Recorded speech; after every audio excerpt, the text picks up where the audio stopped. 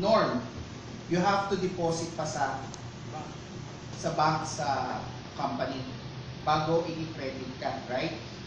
Ngayon, kayo may hawak ng load nyo. So, kahit ilang beses yung loadan yung wallet nyo, hindi na nagpapaso sa amin. Diretso na sa wallet nyo. So, yun mo yung medyo first na nagawa natin. And then, first rin, yung payout nyo via Cebuana na. Meron na ba naka-receive dito via Cebuana? Yeah. Meron na? Yes.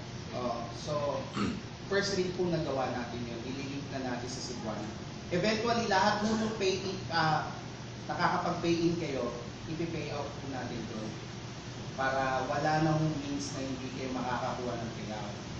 Kasi sa nakita po namin, even though with the ATM, medyo nagkakaroon pa rin tayo ng like yung sa PIN, diba?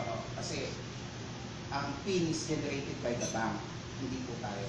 Unlike Cebuana, kahit saan ka pumunta sa Cebuana, pwede mo makuha yung pera. Okay. Meron na hong sa akin, from Kuwait siya. Akala niya pwedeng kuhanin ng nanay niya sa Pilipinas. Kapag iba po yung beneficiary, it's a remittance. Kapag ikaw yung beneficiary rin, it's a payout. So nauuna ho sila eh. Pero parating po tayo ron. Magkakaroon din mo kayong capability na magkaroon ng ganung negosyo. So marami po siyang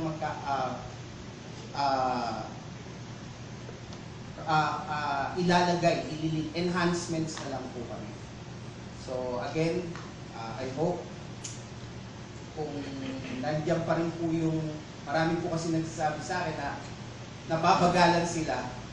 Again, hindi po kami get rich quick deal. You know, sinasabi, we're here to stay. Long term po to.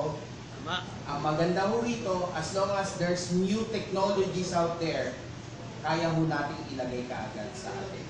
It's a platform na po. Salamat po ulit and Merry Christmas!